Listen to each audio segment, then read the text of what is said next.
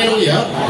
आज हम लोग एक ऐसे विषय पर बातचीत करने के लिए जा रहे हैं जो कई बार हम मसीह जीवन में जीते जीते जब आगे बढ़ते हैं तो कई बार हमें पीछे फिर कर देखने के लिए या वो बातें हमें याद आती है कि या अगर बोला जाए कि शैतान हमारे दिमाग में उन बातों को डालता है कि तू अब आगे नहीं बढ़ पाएगा, संसारिक बातों की ओर पीछे हमें याद दिलाएगा, पीछे की ओर खींचेगा और एक डर का माहौल बना कर रखेगा। मैं आज अय्यूब के विषय में बातचीत करने के लिए जा रहा हूं। अय्यूब उसका 3 अध्याय, उसका 25 और 26 पद हम पढ़ेंगे। अय्यूब की किताब 3 अध्याय 25 और 26 पद।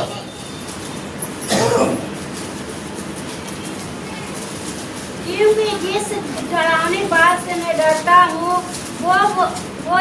वही मुझ पर आ पड़ती है, और जिस बात से मैं भय खाता हूँ वही मुझ पर आ जाती है। मुझे ना तो चैन, ना शांति, ना विश्राम मिलता है, परंतु दुख ही दुख आता है। देखिए यहाँ पर परमेश्वर के वचन में अय्यूब, मैं पहले अय्यूब के विषय में थोड़ा सा बताना चाहूंगा। अय्यूब जिसके विषय में आज हम लोग सीखेंगे, ये है कौन, किस प्रकार का ये व्यक्ति है। क्योंकि हमेशा इस बात को याद रखें, अगर बाइबल में किसी भी शख्स, कोई भी शख्सियत ऐसा है जिसके विषय में लिखा हुआ, तो हमें उसकी जानकारी रखना बहुत जरूरी है कि व्यक्ति है कौन, क्या करता है और परमेश्वर के साथ इसका संबंध क्या है।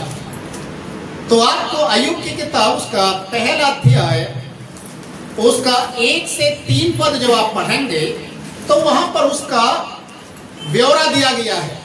अय्यूब कौन है, क्या करता है, परमेश्वर के साथ उसका रिश्ता क्या है, उसको हम जानेंगे। पहले अय्यूब 1 उसका 1 से 3 पद।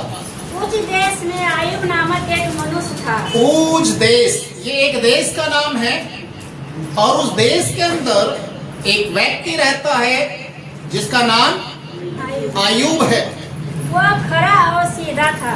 इसका स्वभाव में क्या दिखाई दे रहा है, वो क्या है, खरा है और सीधा है, और परमेश्वर का भय मानता, बुराई से दूर रहता था। और परमेश्वर का भय मानता है और बुराई से दूर रहता है। उसके 7 बेटे और 3 बेटियां उत्पन्न हुई।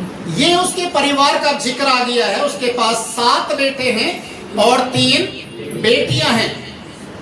उसके 7,000 भेड़ बकरियां, 3,000 ऊंट, 500 जोड़ी बैल और 500 गधिया और बहुत से दास दासियां थी। अब ये उसका प्रॉपर्टी को दिखाया गया है, उसके पास क्या क्या है। वरन उसके पास इतनी संपत्ति थी कि पूर्वी देशों के लोगों में वह सबसे बड़ा था। अभी देखिए यहाँ पर अय्यूब के विषय में उसका पूरा एक जो उसका बायोडेटा है ना, उसका बैकग्राउंड यहाँ पर लिखा हुआ है कि सबसे पहले अय्यूब उस देश का रहने वाला है, खरा है, सीधा है। आप इन बातों को ध्यान दें कि वो खरा है और सीधा है। आपको मालूम है कि बहुत सारे लोग ना तो खराई में जीवन को जी पाते हैं और ना ही वो सीधी चाल को चलते हैं। पर अय्यूब के विषय में लिखा हुआ है, वो उसके अंदर वो स्वभाव थे, वो परमेश्वर का भय मानने वाला था। और लिखा हुआ है उसके संतान भी थे। ऐसा नहीं कि वो अकेला है, उसके पास संतान है, 7 बेटे 3 बेटियां हैं।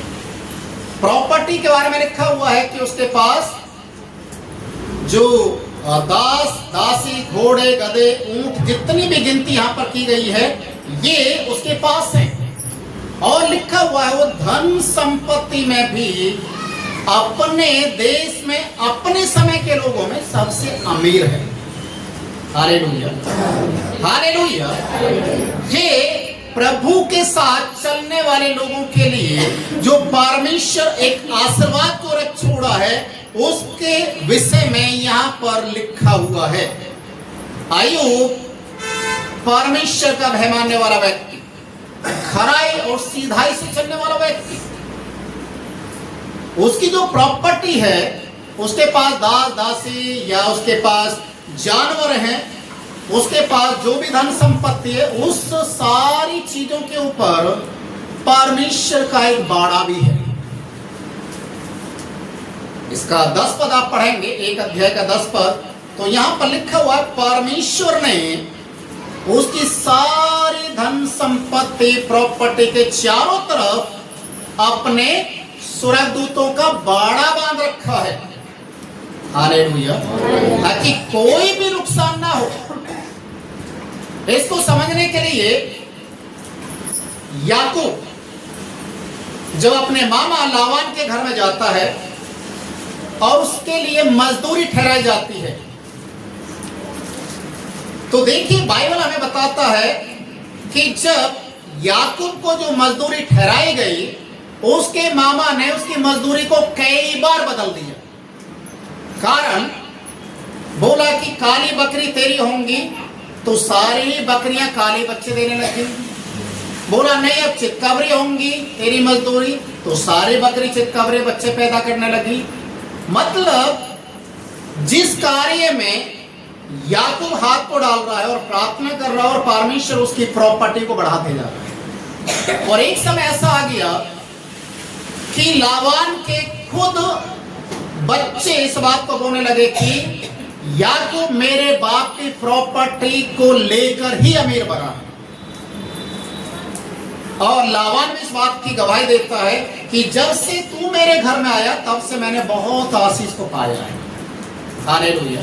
तो परमेश्वर कोई भी नुकसान होने से पहले अपने डरवैयों को बचाता है, उनकी देखरेख करता है, उनके चारों तरफ अपने दूतों की बाड़ा को लगा के रखता है।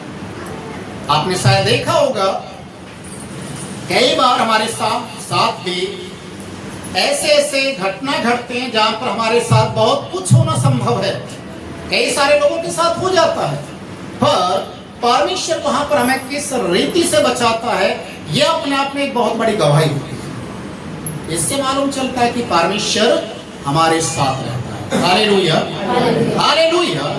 यहां पर लिखा है कि परमेश्वर ने अय्यूब को बहुत बहुत आशीष दिया, बहुत आशीष दिया। उसकी प्रॉपर्टी पूरे देश में फैल गया, लोग बड़े आदर के साथ उसका नाम लेते थे। और लिखा है बाइबल में, उस समय के लोग उसे परमेश्वर के नाम से जानते थे कि परमेश्वर का भय मानने वाला जन है और जो सत्य था। इतना सब कुछ होने के बाद अय्यूब यहां पर लिखता है, क्योंकि जिस डरावनी बात से मैं डरता हूं वही मुझ पर आ पड़ती है, और जिस बात से मैं भय खाता हूं वही मुझ पर आ पड़ती है। प्रिय भाई और बहन, उसके पास देखिए धन दौलत है, उसके पास दासियां हैं, उसके पास बच्चे हैं, किसी चीज की कमी नहीं है, हर चीजों में वो संपन्न व्यक्ति है। उसे डर किस चीज का था? कौन सा ऐसा डर था जो बार बार उसके दिल दिमाग के अंदर आता था और वो डर कहीं ना कहीं उसके ऊपर हावी हो जाता है? आपको मालूम है, आज के समय में बहुत से विश्वासी लोग चर्च में जुड़ते हैं, चर्च में आते हैं, प्रभु के साथ चलना शुरू करते हैं, और जैसे ही उन्हें परमेश्वर के ज्ञान का आभास होता है कि आपको किस तरीके से जीवन को जीना है और क्या क्या आपको छोड़ना पड़ेगा, कितने लोग पीछे हट जाते हैं, कितने लोग पीछे हट जाते हैं। कारण क्योंकि वो अपने उस स्वभाव को, उन बातों को छोड़ना नहीं चाहते जिनको वो इतने लंबे समय से करते हुए आ रहे और जिन चीजों से वो चलते हुए जा रहे हैं। परमेश्वर का वचन कहता है कि हमें उन चीजों के ऊपर विजय पाना जरूरी है। मैं एक उदाहरण देता हूं। पौलुस का। पौलुस एक प्रभु का जन है। हम सब जानते हैं कि पौलुस पहले कौन था।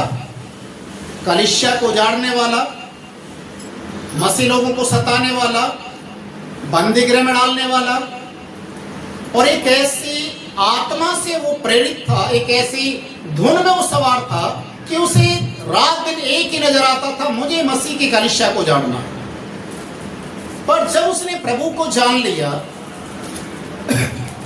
प्रभु यीशु को उसने अंगीकार किया, उसके बाद उसके जीवन के अंदर एक परिवर्तन आता है। और एक ऐसा परिवर्तन आता है, और वो क्या अपने जीवन के बारे में गवाही को देता है। फिलिपियों की किताब उसका 3 अध्याय का 8वां पद कोई भी एक जन पढ़े ऊंची आवाज में। फिलिपियों 3 उसका 8वां पद।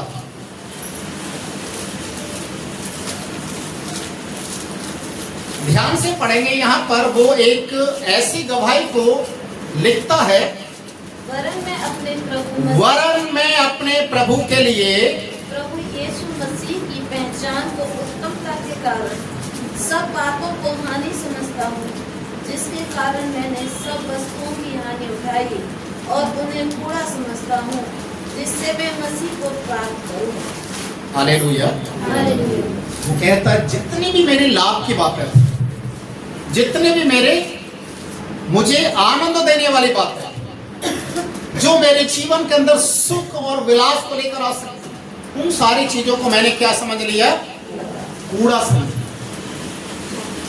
आज क्या हम अपने जीवन के अंदर इस बात को अंगीकार कर सकते हैं कि जो चीजें मेरे फायदे की थी, मैंने उन्हें प्रभु के लिए त्याग दिया, मैंने उनको कूड़ा समझ लिया, क्योंकि कहीं ना कहीं ये वो चीजें हैं जो मुझे बार बार पीछे की ओर खींच रही हैं, बार बार मुझे उस जीवन की ओर लेकर जा रहे हो, जीवन को दिखा रही हैं कि तू पहले क्या था। और इस तरीके से पौलुस कहता है कि मैं उन चीजों को, उन फायदे वाली चीजों को, उन जिनमें मुझे आनंद पहुंचता है, उन चीजों को मैंने कूड़ा समझ लिया। और इसका 13वां पद भी हम पढ़ेंगे। अब वो अपने जीवन के एक और गवाही को यहां पर शेयर करता है। पहला वो कहता है कि मेरे जीवन के लिए जो मेरे फायदे की चीजें थी, मैंने उनको कूड़ा समझ लिया। और दूसरा 13 पद में लिखा है, हे भाइयों, मेरी भावना ये नहीं है कि मैं पकड़ चुका हूँ, परंतु केवल यह काम करता हूँ कि जो बातें पीछे रह गई हैं, जो पीछे रह गया है, उनको भूल कर आगे की बातों की ओर चल रहा, निशाने की ओर दौड़ा चला जाता हूँ, हालेलुया, ताकि वह इनाम पाऊं जिसके लिए परमेश्वर ने मुझे मसीह यीशु में ऊपर बुलाया है। हालेलुया। पुरानी बातों को छोड़ दिया। देखिए आज क्या मसीह में आने के बाद हमारे जीवन के अंदर पुरानी बातें खत्म हो गई हैं? क्या आज भी हम रीति रिवाज को नहीं मानते? क्या आज भी हम परंपराओं का पालन नहीं करते? क्या आज भी हमारे जीवन के अंदर वो सारी चीजें हमारे ऊपर असर नहीं डालते हैं जो पुराने समय से चलती हुई आ रही हैं? आज मैंने बहुत सारे लोगों के जीवन से इन बातों को देखा है। कई बार दुख भी होता है, कई बार चोट भी पहुंचते है, कई बार मन भी दुखित होता है कि प्रभु में होने के बाद इनके जीवन के अंदर अन्य जातियों जैसा जीवन कैसे है। पौलुस कहता है जिन चीजों को मैंने त्याग दिया है, जिन चीजों को मैंने कूड़ा समझ लिया, मैं उनकी ओर नहीं जाता। जिन चीजों को मैंने छोड़ दिया है, उनकी ओर मैं दोबारा नहीं लौटूंगा। मैं आगे की ओर बढ़ रहा हूं, मुझे मसीह में आगे बढ़ना है। पर अय्यूब की जीवन सबसे बड़ी समस्या क्या थी? उसके पास पैसे की कमी नहीं है, प्रॉपर्टी की कमी नहीं है, परमेश्वर के सामने खरा भी है, ईमानदार भी है, सीधाई से चलने वाला व्यक्ति भी है। फिर उसके जीवन में ये डर किस चीज का था कि बार बार उसे एक डर लगा हुआ था कि कहीं ऐसा ना हो जाए, कहीं ऐसा ना हो जाए। वो डर आज हम देखेंगे परमेश्वर के वचन से। वो डर क्या था? अय्यूब की किताब 1 अध्याय उसका 5वां पद हम पढ़ेंगे। आज उस डर को अय्यूब के जीवन में हम देखते हैं और उसका परिणाम को भी आपको जानना पड़ेगा। जब जब भोज के दिन पूरे हो जाते, जब जब भोर के दिन पूरे हो जाते, तब तब अय्यूब उन्हें बुलवाकर पवित्र करता, तब तब अय्यूब उन्हें बुलाकर एक एक करके पवित्र करता और उनके लिए बलिदान चढ़ाता था। और बड़े भोर को उठकर उनकी गिनती के अनुसार होम बलि चढ़ाता था, क्योंकि अय्यूब सोचता था कदाचित देखिए अय्यूब क्या सोचता था, मेरे लड़कों ने पाप करके परमेश्वर को छोड़ दिया हो। हाँ, ये एक उसके अंदर डर था। क्या डर था? कहीं मेरे बच्चों ने कुछ गलत ना कर दिया हो और उसकी दंड मेरे बच्चों पर आ जाए। भोज के दिन जब पूरे हो गए, देखिए भोज का मतलब होता है आनंद मनाने का एक स्थान। आज के समय में हम लोग आनंद कहाँ मनाते हैं? किसी का जन्मदिन हो गया, एनिवर्सरी हो गया, शादी हो गया, है ना, कोई बड़ा फंक्शन है किसी भी टाइप का, आनंद मनाते हैं, खाते भी हैं। कितने लोग तो पीते भी हैं, कितने लोग तो गलत भी कर जाते हैं उस समय, क्योंकि आनंद का समय। पर अय्यूब इस बात से डरता था, कहीं गलती से मेरे बच्चों ने कुछ ऐसा ना कर दिया हो जिसके कारण परमेश्वर का न्याय इनके ऊपर आ जाए। ये डर अय्यूब के अंदर लगातार बना रहता था, उसको सताता था कि कहीं मेरे बच्चे गलत ना कर सके। आज हर एक माँ बाप के अंदर डर होता है अपने बच्चों के प्रति, होता है नहीं? चाहे वो छोटे बच्चे हों, जवान हों, हर एक व्यक्ति के जीवन में डर होता है कहीं हमारे बच्चे गलत रास्ते पर ना चले जाएं, कहीं हमारे बच्चे किसी गलत संगति में ना पड़ जाएं, कहीं हमारे बच्चों का किसी ऐसे व्यक्ति के साथ रिश्ता ना बन जाए जो उन्हें पाप और बुराई की ओर ले जाए। यहां तक कि शादी होने के बाद भी ये डर पीछा नहीं छोड़ता, शादी के बाद भी डर बना रहता है कहीं इनके परिवार के बीच में कुछ ऐसा चीज ना हो जाए जिससे भुगतान करना पड़ जाए। डर, जिस चीज से आप डरते हैं प्रिय भाई और बहनों, उस डर के ऊपर आपको विजय पाना पड़ेगा। अय्यूब का जीवन हम देखते हैं, एक तरफ वो बिल्कुल सार्थक है, हर चीजों में वो अव्वल है, कंप्लीट है, पर दूसरी तरफ हम देखते हैं उसका वीक पॉइंट। उसका वीक पॉइंट क्या कहता है कि कहीं मेरे बच्चों ने पाप ना कर दिया। ये उसकी कमजोरी जिसको शैतान ने पकड़ लिया। आज हमारे जीवन के अंदर भी कमजोरी जब आती है तो शैतान पकड़ता है। देखिए इस तरफ पौलुस को हम देख रहे हो क्या कहता है, उन सारी फायदा पहुंचाने वाली चीजों को मैंने कूड़ा समझ लिया। और दूसरा क्या कहता है, जिन चीजों को मैं छोड़ दिया हूं उनकी ओर नहीं लौटा, मैं आज ही क्यों ना। आज आपका और मेरा जीवन है, क्या हम हकीकत में प्रभु में आगे बढ़ रहे हैं? कुछ नकारात्मक बातों को मैं आज आपके बीच में रखूंगा।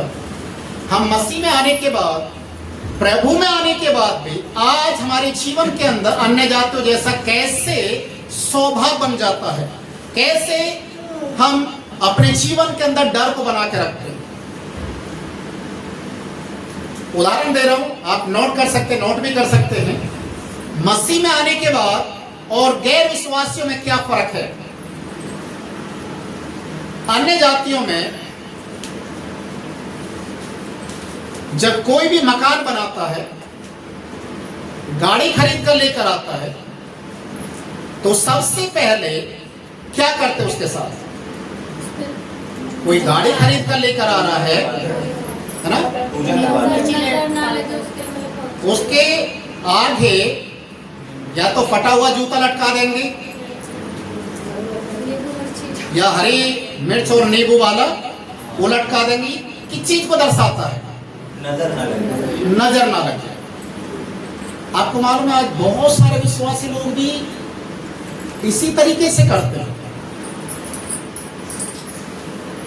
मैं किसी विश्वासी के घर में मैं गया, दरवाजे पर उन्होंने घोड़े की जो नाल होती है ना, जो पैर में जो नाल लगाते हैं लोहे वाली, वो दरवाजे पर लगा रखी है। तो मैं जब उनके घर में गया तो मैंने उनसे अचानक ऐसे ही पूछ लिया, आपके दरवाजे पर क्या लगा हुआ है? बोला काले घोड़े की नाल। कि इससे क्या फायदा होता है? बोला बुरी शक्ति घर के अंदर नहीं आती। तो यीशु मसीह कहाँ रहता है? एक विश्वासी परिवार की बात बता रहा हूं।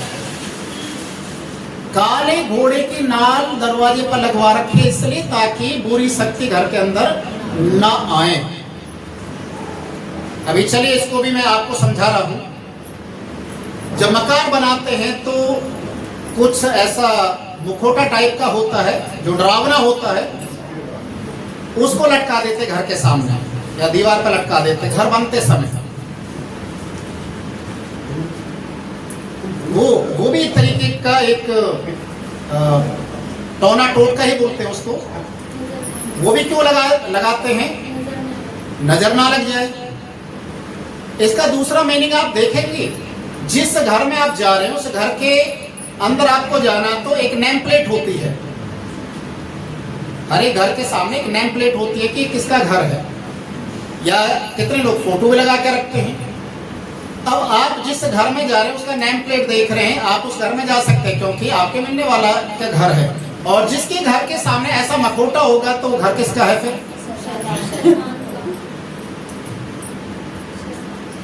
Hallelujah, hallelujah. मसीह में आने के बाद भी लोगों के अंदर इस तरीके का एक विचार बना रहता है। अब आ जाइए दूसरे साइड में।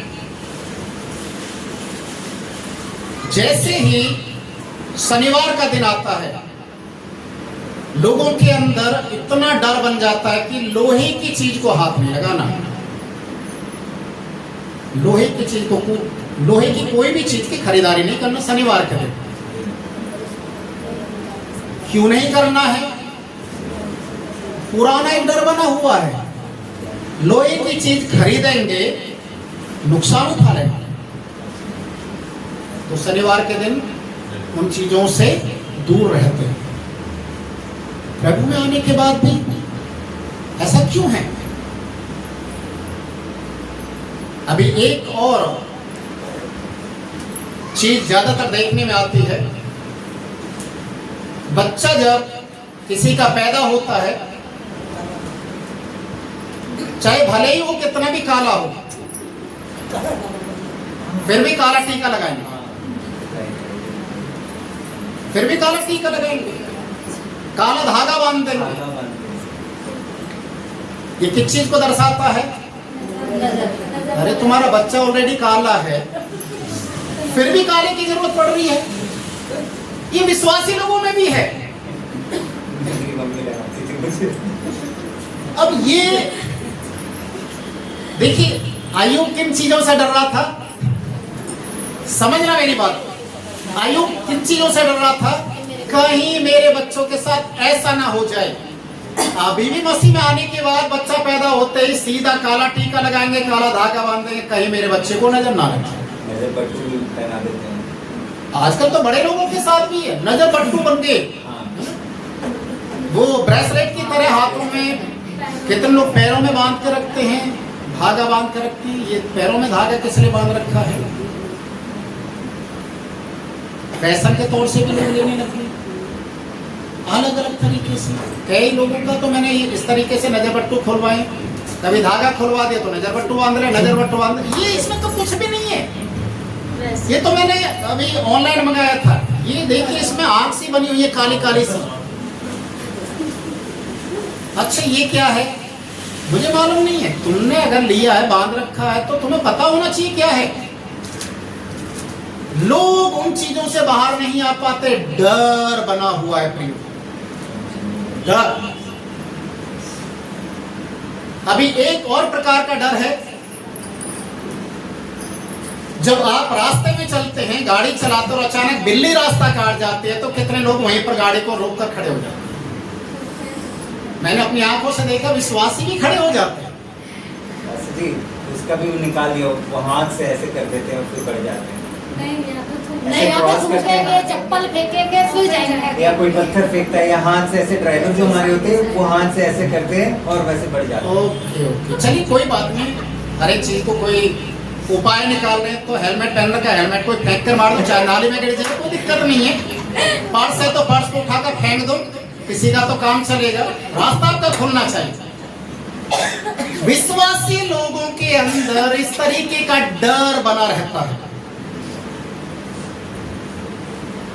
अय्यूब का जीवन हम देख रहे हैं और एक तरफ हम पौलुस का जीवन देख रहे हैं। याद रखिए, पौलुस क्या कहता है, मैं जिन चीजों से मैं बाहर आ गया मैं उधर नहीं जाऊंगा, वो डर है मैंने खत्म कर दिया, अब मैं प्रभु की ओर आ रहा हूं। इधर अय्यूब सब कुछ आशीषों को पाने के बाद भी एक डर उसके दिमाग में बना हुआ है, और उसका परिणाम हम देखेंगे। अभी मैं रोककर आपको इसलिए बता रहा हूं कि मसीह में आने के बाद भी हमारे अंदर में इस तरीके का डर कैसे बना रहता है। कोई अच्छे काम के लिए जा रहा है, ड्यूटी पर जा रहा है, अगर किसी ने पीछे से आवाज लगा दिया तो लोग कहते हैं आज का दिन तो खराब हुआ है, टोक दी। तो वापस आकर मायूस होकर बैठ जाते, थोड़ी देर का वेट करते हैं, फिर निकलते हैं। अगर टाइम ओवर हो गया तो पूरा दिन दिमाग में वही चलता है, इसने मुझे टोका, ये पनौती है मेरे, क्यों टोका? टोकना नहीं था। इससे भी ऊपर 2 कदम और बढ़कर एक चीज और है, आग का लहकना। फिर तो चाहे कुछ भी हो जाए, आंख लहक रही है मतलब कुछ बड़ा अपशगुन होने वाला है। मैंने एक कहानी आप लोगों को बताई थी ना, एक पति पत्नी के बीच में कितनी मार कुटाई भी होगी है लोगों के अंदर। वो भी विश्वासी परिवार था, पति ने ठोक दिया, बजा दिया, पूरा मरहम पट्टी कर दिया। 3-4 दिन के बाद फोन करके बोल रहे हैं, पास्टर जी इसको समझाओ, ये मर जाएगी मेरा हंस। उनकी पत्नी से बातचीत हुआ, क्या हुआ? मैं इनको रोक रही हूँ, ये जबरदस्ती गांव जाने के लिए बोल रहे हैं, मेरी आंख लहक रही है, कुछ अपशगुन होने वाला है, इसलिए इसने मुझे बहुत मारा है। कौन सी आंख लहक रही है? कितने दिन से लहक? 4 दिन हो गए। इनकी हाथ रखो जरा आंख के ऊपर। प्रार्थना किया, मैंने बोला अब बताइए आंख लहक रही है? बोला नहीं अब तो ठीक होगी। एक बात बताइए, अगर यही काम 4 दिन पहले करते तो ये जो डेंटिंग पेंटिंग हो गई ये तो नहीं होती ना। लोगों के अंदर अभी भी ऐसा डर है, पिट जाएंगे, ठुक जाएंगे, कुट जाएंगे, पर आंख लहक रही है तो इसका मतलब कुछ गड़बड़ी होने वाली। हम प्रभु में आने के बाद अगर इस तरीके से हमारे जीवन के अंदर अभी भी वो डर है, बहुत सारे लोग बोलते हैं कोई भी आपके घर के सामने से भिखारी निकल जाए और आप उसको भीख नहीं दें तो बद्दुआ देकर जाता है। ये दिल दिमाग से हमें निकालना पड़ेगा, कोई बद्दुआ नहीं दे सकता। और ऐसे बाबा लोग तो ढोंगे होते हैं। कितने बाबाओं को तो हम देखते हैं जो दिन में भीख मांगते हैं और रात में दारू पीते, नशे की पुड़िया ले लेकर पड़े रहते हैं। अनाज को जो आटा वाटा लेते हैं उसको बेच देते, तेल को लोग दुकानों का बेचते हैं। बताइए, तो इस तरीके का आज के समय में बहुत सारा कुछ हो रहा है। पर हम विश्वासी होने के बाद अभी भी हमारे अंदर में उसी तरीके की सोच विचार बना हुआ है, तो हम कहां से आशीष पाएंगे? पुराने समय में इस तरीके से कहा जाता था, रात में इतने बजे के बाद वहां मत जाना, उस गली से मत गुजरना, वहां पर एक पीपल का पेड़ है, वहां पर फलाना एक घर है, बंद रहता, उसमें से आवाज आती। लोग डर जाते थे, नहीं जाते थे। अगर कोई रिश्तेदार भी आ गया, कहीं पर किसी ने इस तरीके से बोल दिया, उसको अगर कुछ सूसू पोटी आ रही होगी तो वो नहीं जाएगा डर की वजह से, चाहे सुबह तक बिस्तर खराब हो जाए, नहीं जाएगा। इतना डर बन जाता है। आज भी उस चीजें कहीं ना कहीं चलती हुई जा रही हैं रीति रिवाज में। हम प्रभु के होने के बाद एक बात बताइए, एक मकान को बनाने के लिए कितने लेबर और मिस्त्री काम कर रहे हैं। जब वे कुछ नुकसान होने से नहीं बचा सकते तो एक मखूटा या नींबू हरी मिर्च बचा लेगी उसको मकान में कुछ अपशगुन होने से। गाड़ी के अंदर नई गाड़ी निकाल के लेके आते हैं, उसकी टेस्टिंग होती है, सब कुछ होता है, उसके बाद वो शोरूम में आती है, फिर वो सेल्समैन के हाथ में जाते हैं, तब हम खरीद कर लेकर आते हैं, पहले उसका चेकिंग होता है।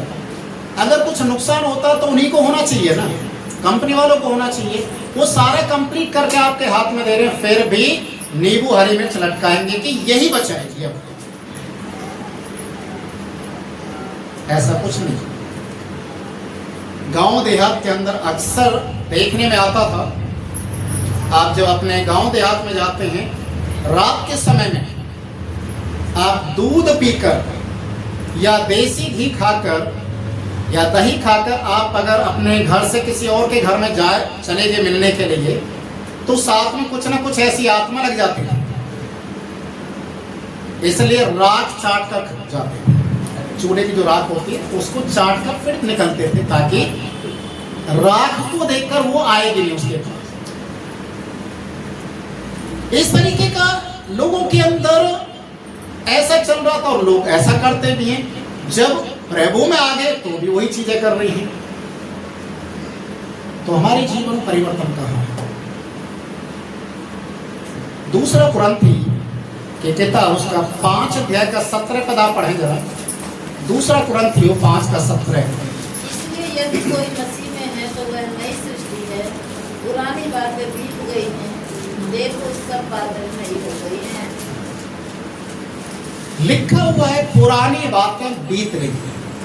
अगर आप प्रभु यीशु मसीह में आ गए तो पुरानी बातें बीत गई हैं। अब आपको उनसे डरने की जरूरत नहीं है, वो आपका कुछ नहीं बिगाड़ सकती। अगर आपके अंदर प्रभु में आने के बाद भी डर और भय वही पुराने समय का, वही रीति रिवाजों का डर भय बना हुआ है, तो माफ कीजिए, आप अभी तक प्रभु में नहीं है। पौलुस यहां पर बिल्कुल क्लियर पिक्चर को करता है कि जो मसीह यीशु में वो एक नई सृष्टि है। हम शायद हो सकता है अनजाने में वो काम कर रहे हो, अनजाने में हम बहुत सारी चीजों का सामना कर रहे हो, उनका भुगतान भी कर रहे हो, पर पौलुस एक बात को लिखता है, पहला कुरिन्थी किताब 13वां अध्याय उसके 11 पद को आप पढ़ेंगे तो वहां पर लिखा है, पहला कुरिन्थियों 13 का 11, जब मैं बालक था तो मेरे अंदर बालकों जैसी समझ थी, बालकों जैसी सोच थी, पर जब मैं सियाना हो गया तो बालकों की बातों को छोड़ दिया। आज आप मसीह में कितने दिन से आप प्रभु में हैं, कितने दिन से आप चर्च में आ रहे हैं, कितने दिन से आप यीशु को मानते हुए जा रहे हैं, सालों साल गुजर गए पर जीवन में परिवर्तन नहीं है, क्योंकि अभी भी बालकों जैसे हरकत है, बालकों जैसा मन बना हुआ है, बालकों जैसे ही पुराने ख्यालातों में आप जूझ रहे हैं और आप चल रहे हैं। यही कारण है कि आप प्रभु में, उसके दिलडोल में जो बढ़ना चाहिए आप नहीं बढ़ पा रहे हैं। इब्रानी की किताब उसके 5 अध्याय के 12वें पद को आप पढ़ेंगे तो लिखा, समय के अनुसार आपको तो गुरु होना चाहिए, पर अभी भी क्या बने हुए हैं? दूध पीने वाले बालक बने हुए हैं। बालकों को तो वचन की ज्ञान नहीं होती, फिर आप अभी तक कैसे बालक बने हुए हैं? नहीं तो कुछ तो कमी है, आपको बढ़ना है। भूल जाइए इस बात को कि मेरे दादा परदादा पिताजी माता फलाने ये यीशु मसीह में थे, छोड़ दीजिए वो बात।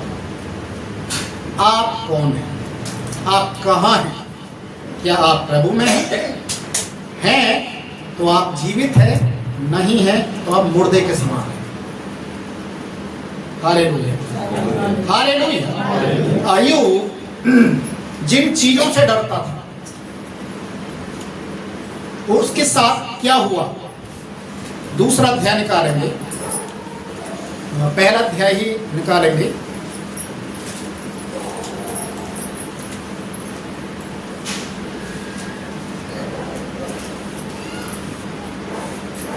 इसके 13 पद से हम पढ़ेंगे। एक दिन अय्यूब के बेटे बेटियां बड़े भाई के घर में खा रहे और दाखमधु पी रहे थे, तब एक दूत अय्यूब के पास आकर कहने लगा, हम तो बैलों से हल जोत रहे थे और गधियां उनके पास चल रही थी कि शबा के लोग धावा करके उनको ले गए और तलवार से तेरे सेवकों को मार डाला, और मैं ही अकेला बचकर तुझे समाचार देने को आया हूँ। आगे पढ़ते जाइए। वह अभी यह कह ही रहा था कि दूसरा भी आकर कहने लगा, परमेश्वर की आग आकाश से गिरी और उससे भेड़ बकरियां और सेवक जलकर भस्म हो गए, और मैं अकेला ही बचकर तुझे समाचार देने को आया हूँ। वह अभी यह कह ही रहा था कि एक और भी आकर कहने लगा, कसदी लोग तीन दल बांधकर ऊंटों पर दावा करके उन्हें ले गए और तलवार से तेरे सेवकों को मार डाला, और मैं ही अकेला बचकर तुझे समाचार देने को आया हूँ। वह अभी यह कह ही रहा था कि एक और भी आकर कहने लगा, तेरे बेटे बेटियां बड़े भाई के घर में खाते और दाखमधु पीते थे कि जंगल की ओर से बड़ी प्रचंड वायु चली और घर के चारों कोनों को ऐसा झोंका मारा कि वह जवानों पर गिर पड़ा और वे मर गए, और मैं ही अकेला बचकर तुझे समाचार देने को आया हूँ। तब अय्यूब उठा और बागा फाड़ सिर मुंडाकर भूमि पर गिरा और दंडवत करके कहा, मैं अपनी माँ के पेट से नंगा निकला और वहीं नंगा लौट जाऊंगा। यहोवा ने दिया और यहोवा ही ने लिया। यहोवा का नाम धन्य है। इन सब बातों में भी अय्यूब ने न तो बात किया और न परमेश्वर पर मूर्खता से दोष लगाया। हालेलुया। देखिए, अय्यूब के अंदर जो डर था वो किस चीज का था? सिर्फ अपने बच्चों का। कहीं मेरे बच्चों ने पाप करके प्रभु को ना छोड़ दिया, ये डर था। पर वो डर धीरे धीरे ऐसा बढ़ गया कि उसकी सारी प्रॉपर्टी एक ही दिन के अंदर सब खत्म, और एक ही व्यक्ति बचकर आ रहा। देखिए, कमाल की बात है, एक व्यक्ति भागकर आ रहा है, संदेशा दे रहा है कि इस तरीके से तेरे गाय बैल घोड़े गधे ऊंट सब को लेकर चले। स्वर्ग से आग गिर रही है, धावा बोल रहे हैं, यहाँ तक कि तेरे बच्चे एक ही दिन में सारे के सारे मर जाते हैं। एक के बाद एक संदेशा दिए जा रहे हैं लगातार, नॉन स्टॉप। और जिस समय अय्यूब ने देखा मेरा सब कुछ खत्म हो गया, सब कुछ, पहले प्रॉपर्टी गई, उसके बाद उसके बच्चों का संदेशा मिला, वो भी खत्म हो गए। अब अय्यूब के पास क्या बचा है? कुछ भी नहीं, कुछ भी नहीं। इतने से भी उसकी परीक्षा खत्म नहीं होती है, एक परीक्षा और उसका इंतजार कर। वो क्या है? उसके सर से लेकर पांव तक। जब दूसरा अध्याय पढ़ेंगे तो यहां पर लिखा हुआ है कि उसके सर से पांव तक, 7वें और 7 से 9 पद आप पढ़ें जरा। तब शैतान यहोवा के सामने से निकला और अय्यूब को पांव के तलवे से लेकर सिर की चोटी तक बड़े बड़े फोड़ों से पीड़ित किया। तब अय्यूब खुजलाने के लिए एक ठीकरा लेकर राख पर बैठ गया।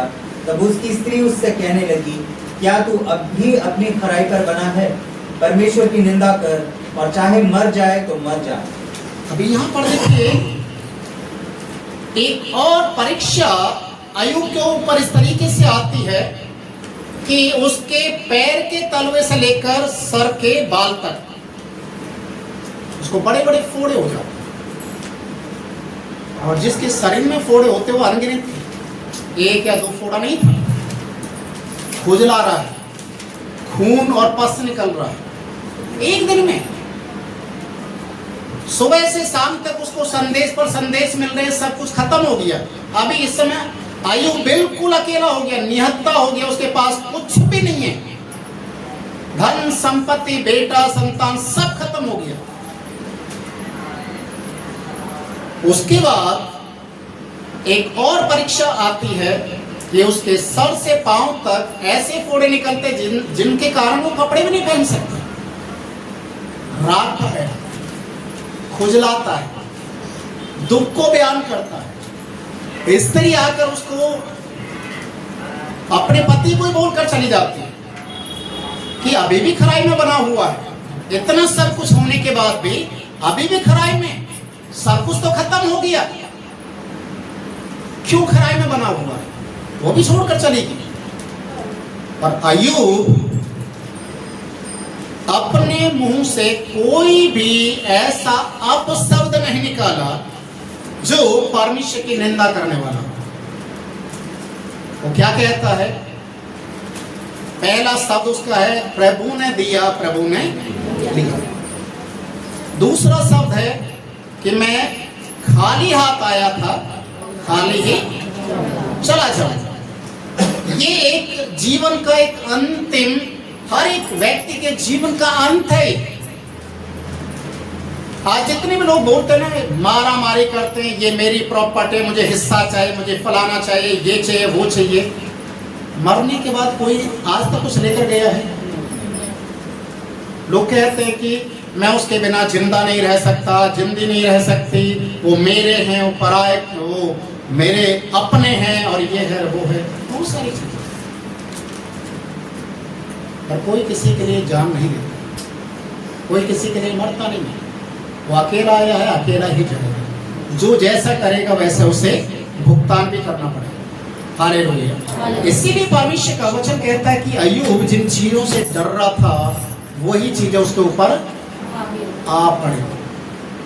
अगर आपके अंदर भी आज भी डर है कि आंख लहकने से मेरे साथ या घर में अपशगुन होगा, बिल्ली रास्ता काटने से बुरा हो जाएगा, पीछे से आवाज लगाने से, टोकने से कुछ हो जाएगा, बच्चे को काला धागा या काला टीका नहीं लगाएंगे तो कुछ हो जाएगा, घर या मकान बनाते समय, नई गाड़ी लाते समय उसके ऊपर अगर नींबू हरी मिर्च नहीं बांधेंगे तो नुकसान हो जाएगा। इस तरीके की सोच है तो आपके साथ वही होगा। इसलिए अपनी सोच को बदलना, सोच को बदलना। अगर आप इस चीज को कहते हैं कि मैं प्रभु में विश्वास करता हूं, मैं विश्वास करता हूं मेरे साथ कुछ भी अनहोना नहीं होगा, तो रोमियो की किताब 8 अध्याय उसके 28 पद को हमेशा अपने दिल दिमाग के अंदर रखें। रोमियो 8 का अध्याय, जो प्रभु से प्रेम रखते हैं, जो प्रभु की अगुवाई में चलने वाले लोग हैं, उनके लिए सारी बातें मिलाकर भलाई को उत्पन्न करते हैं। हालेलुया। आप प्रभु के हैं, प्रभु में विश्वास रखते हैं, नकारात्मक बातों को अपने दिल दिमाग से निकालें। यकीन रखें, भरोसा रखें कि प्रभु जो करेगा मेरे लिए अच्छा करेगा, क्योंकि वो अपने लोगों के लिए अच्छा करता है। और जहां पर आप अपने दिमाग को इस्तेमाल करेंगे, दिमाग के किसी कोने में एक डर को बना के रखेंगे, वही डर आपके सामने आएगा और इंसान कई बार अपनी ही परछाई से डर जाता है और वही परछाई डर बनकर चलता है। इसलिए डर को निकालना, डर को निकालना है। मैं कई इस तरीके की बातों को मैंने सुना है। अगर एक व्यक्ति गलत आपके साथ कर रहा है, कोई भी है, आप बोल रहे उसने मेरे साथ गलत किया है और वो गलत करते जा रहा है, आप उसको जवाब नहीं दे रहे, आप उसको बोल रहे नहीं हैं, उसका समाधान नहीं कर रहे हैं, आप बोल रहे हैं कि नहीं मुझे कुछ ऐसा बोलना नहीं है, कहीं वो मुझे श्राप ना दे दे। ऐसा नहीं, ऐसा नहीं होने वाला है।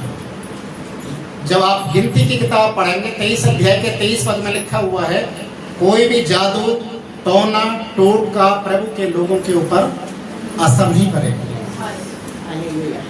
जब कितना भी बड़े से बड़ा तांत्रिक भी आकर खड़ा हो जाए और बोले कि मैं भस्म कर दूंगा, अगर आप प्रभु में हैं, आप बोल सकते हैं तू तो क्या अपने बाप को भी बुलाकर मेरा कुछ बिगाड़ सकता है तो बिगाड़ कर दिखा।